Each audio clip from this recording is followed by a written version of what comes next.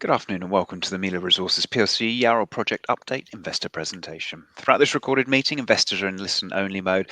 Questions are encouraged, can be submitted any time just using the Q&A tab situated on the right-hand corner of the screen. Just click Q&A, type in your question and press send. The company may not be in a position to answer every question received during the meeting itself. However, the company can review all questions submitted and publish responses where appropriate to do so. Before we begin, we'd like to submit the following poll. I'd now like to hand you over to Mark Stevenson, Executive Chairman. Good afternoon, sir. Good evening. Well, ahead of our imminent drilling campaign, we'd like to explain why we think we have an exceptional opportunity in Queensland, why we were able to acquire such an exciting portfolio of properties as a small company, how we plan to unlock and add value for our shareholders and partners, and why I and members of my team have recently purchased shares. Currently, we are focusing on Yarrol, which is located within an established mining jurisdiction with numerous successful operations locally. Initially, we are drilling on a 2-kilometre stretch of a 20-kilometre structure with known gold occurrences, giving us exposure to a highly geared gold play. With gold at historical high levels, we are in a completely different economic environment than when the holes were sunk several years ago.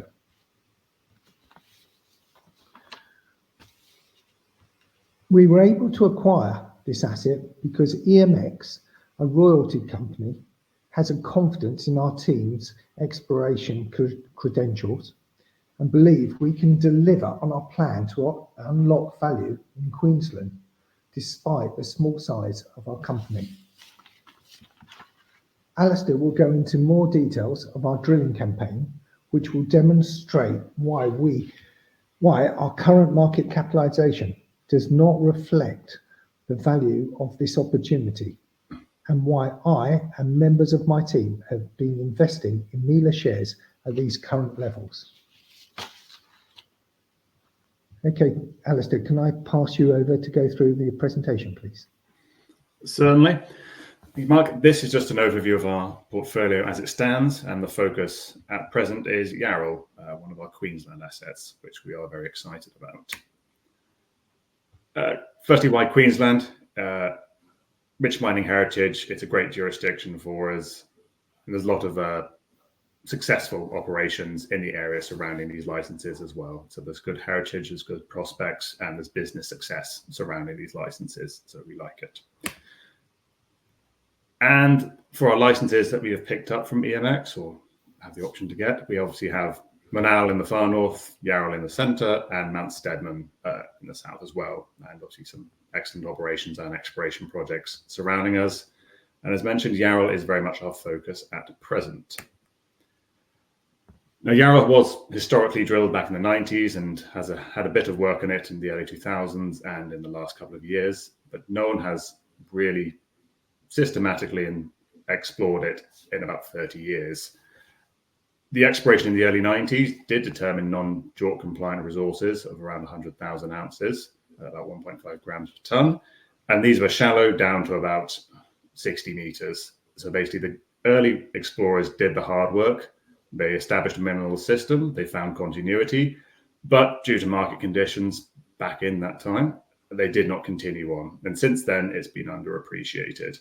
There is a 20-kilometre structure sitting within this license, gold confirmed along at least 8 kilometres of that, and the rest of the geology is very prospective. So we see significant upside and near-term upside and potential as well. What we have done since we acquired the licenses was to go back through the historic data, of which there is a wealth, pull out everything that is of value and put it in a modern format so we can actually add value immediately in that way, but also guide ourselves on how we want to go and explore this. Also, as a first pass, we went and updated the geophysics. The last was done in the mid-90s and was rough, but it was out of date. So we commissioned a survey of the historic resource area. It's about 2 kilometres, and where the historic kind of drilling extended. And this has been very successful. It confirmed what the early explorers thought in terms of magnetic features associated with mineralization, and has given us a strong vectoring tool with which to explore the license. It's also confirmed to us that areas where gold has hit historically but weren't included in the historic resource are very prospective for extension of the mineralized structures. This is why we're going back and drilling there in the next week or two. Our drilling program has 3 key things we want to achieve. Firstly, confirm historic drill intercepts. The core and the chips from back in the 90s aren't available. We trust the data, and the pads are still there. When I was on the ground, I saw them, and we do trust it. But the historic drilling was actually, as we mentioned, quite shallow, down to 80, 100 meters.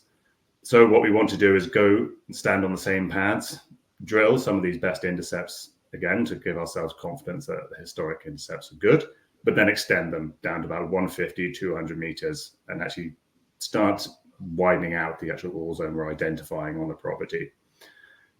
That comes to point 2, which is, again, our second aim is expand continuity of mineralization. There are actually many structures that were intercepted in historic drilling that laid outside the historic resource area. We can see them clearly in the data. They weren't included, and the holes put in just to bring them into the resource were never completed. So what we aim to do is start infilling some of these gaps, and again, build our confidence in continuity of mineralization and show the upside of this project. And number 3 is actually extend the mineralized footprint. As I said, on review of the historic data, we found that the model for the actual extended mineralization seems solid and is reflected, the easterly dipping structures in the drill holes, but the historic drilling and more recent drilling didn't step outside that core zone of the resource. So we want to actually extend the footprint laterally as well, and then just build the framework upon which we think and we're confident we can actually build a significant resource and asset into the company in the near to mid-term. And these are the developments we're aiming for now. So Yarrol at the moment, we had target definition and our database work in geophysics in Q1 of this year, and Q2 is where we're at with the drilling. Following what we expect to be successful drilling, we'll then look to take the resource further down the value chain and de-risk it further and add value with metallurgical studies, geotechnical studies, get the structure right, and then again to start building on the ounces within the deposit itself. Meanwhile, we'll also look to extract value from the Manal and Mount Stedman licenses as well. Mark, I hand back to you to summarize where we're at the moment. Okay. Well, I appreciate this presentation is very short, but the opportunity is actually very large, and the gearing on that is exceptional. So in conclusion, we really believe the market is not giving us credit for the opportunities that we've identified. And at these levels, we provide a highly geared, fully funded play into an exciting gold opportunity. And we look forward to some of your questions. Thank you very much. Fantastic. Thank you very much indeed for your update today. Ladies and gentlemen, do please continue to submit your questions just using the Q&A tab situated at the top hand corner of the screen. Just while the team take a few moments to review those questions submitted today, I'd like to remind you that the recording of the presentation, along with a copy of the slides and the published Q&A, can be accessed by your investor dashboard. Mark, Alistair, as you can see, we've had a number of questions both pre-submitted and throughout today's presentation. If I may just ask you just to click on that Q&A tab, starts at the top, read out the question and give your response where appropriate to do so, and I'll pick up from you at the end. Thank you. No problem. Thank you. Okay, first one for you, Mark. Will you be seeking a partner to help fund further exploration at Yarrol? I'm concerned that you will run out of cash and have to dilute at rock bottom prices if you don't. Okay. Well, we've worked very hard at reducing the overheads, the G&A at MILA. The opportunity we've been given by EMX had an extremely small, it was only 25,000 Aussie dollars upfront payment to be made, with all the everything loaded towards success, because they believe that it's a great opportunity, really good potential for actually getting into production. So they wanted somebody to deliver the ability for them to get royalties down the road. and we think our plan can potentially unlock the whole of the structure. So the current drilling campaign, which will take us to the ownership of the project, is fully funded, and we have enough capital in the bank, as you could have seen from our recent interim results, to last us out with our low G&As to well beyond the end of the year. So going back to partners, we feel very confident that we have enough in the bag to demonstrate real value on this project. Yeah, I think I'll say on my side is that the drilling campaign is being planned to be very efficient, and as Mark mentioned, we don't have to commit a huge amount to actually follow through on the deal with EMX. In terms of partners, we understand our job is to return value to shareholders and investors. So if someone comes along, obviously offers something that's very good, we'll of course consider it. And in terms of partners in the local area, we have a wide network in the mining industry between everyone involved in the company, and we are constantly talking to people who work, in the neighbourhood, in the neighbouring operations and other operations in Australia as well. So we always keep those conversations open, but our priority is maximise the value of this asset at the moment and make sure we get the best value for shareholders in the near to mid-term. Okay, second question. Could you give an update on the other assets in Queensland? What is your plan with those? Certainly, both Manal and Mount Steadman are very exciting prospects for us. Obviously, during the field visit, we took a number of rock chip and grab samples from Manal and the historic workings there, which returned very good grades, up to kind of over 20 grams per ton gold and percentages of copper. There's a lot of potential on that license. It's just we have to focus at the moment on Yarrol. We see that as the biggest priority for near-term value return. But then once that drilling is complete, we will of course be reviewing data on Manal and Mount Steadman as well. Again, had a historic resource, very shallow as well. So we see potential there as well, and just to really bolt on ounces under MILA's control through all three licenses. So we are very excited by these licenses. It's a great deal we've got, and they are underappreciated and in a great area with huge potential. Okay, Mark, there's one. When can we expect an update on exploration at Kathleen Valley? Well, Kathleen Valley hasn't changed. We've done a lot of very exciting work on the asset over the last few years, and it remains very much part of our portfolio. However, we very much believe we can get more added value in the near term by investing our money in Queensland, but we are still very focused on delivering value with whichever means in Kathleen Valley, and that is something we are currently still working on and appraising. Okay. Next question. Have you been on site at all the Queensland properties? What were your initial impressions and what makes you excited about these projects? Yes, I've been on site as part of the due diligence work. There are a number of things that made me excited. Firstly, the geology is prospective. There's proven mineralization on all three licenses in multiple locations for gold and copper, which in the current market are good commodities to be in. For Manal, there look to be high-grade systems up there for gold, and by high-grade I mean kind of over 5 grams a ton stuff, not what other people would class as high-grade these days. And also copper as well. We're right next to Mount Caninda as well, which is a developing porphyry story in the area as well, so there's real potential there. Yarrol, again, the historic resources, which were kind of the first step into developing an asset at scale, which just never happened after the 90s. So there's real near-term wins for us on Yarrol. On the side of actually access and ease of operation and being efficient with how we're spending our money, all three licenses are easy to access. There's great relationships with the landowners. There's kind of no issues with native title that we've run into as well. So unlike Western Australia, it's easier on that side to do things as well.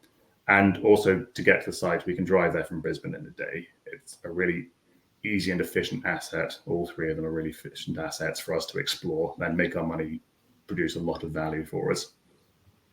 And I'd say, yes, Stedman, it has a historic resource on it as well, deserves plenty of attention. It's on the list, we will get there. But all three of them, there's not a dud. They're all very prospective. So just very excited by them all. Next question. I'll give this one to you, Mark. Is your model still to develop to a certain point and then JV/sell or exit in some way, or to bring a project to production independently? Well, the answer on that is all three, really. Like Alice has just said, we've got lots of very successful companies surrounding us, and we intend to keep a dialogue going with all of them. And with gold at these exceptionally high prices, success with the drill bit will get interest in us from them. There's mines in the area that have capacity to take more on. We would be able to, hopefully with our model, be able to demonstrate the real value that lies there. But also, down the road, we can continue to look at how we develop it from our own internal basis as well. Along the same veins, can you talk through your strategy to move to a production state and what is the anticipated capex to deliver your asset? I'll talk through that one initially, which is first things first is just prove the confidence and get this drill program away and understand the mineralization at Yarrol. Then once we have our exploration model built, and basically just to build the ounces on it and then de-risk. So again, our aim would be to establish a resource and then expand that resource. De-risk that through get the metallurgical studies and processing and geotechnical studies done nice and early as well, so we have extra confidence, and then moved along through kind of scoping feasibility stages as well. Capex, that's market dependent and asset dependent, so I won't talk to that now. Obviously, we understand that we have to have a certain scale of asset to make a good return. We're not looking for a mum and pop operation here. We're looking for something that can be developed at scale. So that will come into our thinking. Next one for you, Mark. What milestones should we look for to drive the value in the business? Well, I think that's, with our market cap at these levels, very interesting, because we have, imminently we're going to be starting the drilling campaign with the assays coming along very shortly afterwards. And that really should give us a very good idea of what we've potentially got on this structure. So once we have those in place, we can start looking at the plans to go beyond the 2 kilometers we're currently looking at.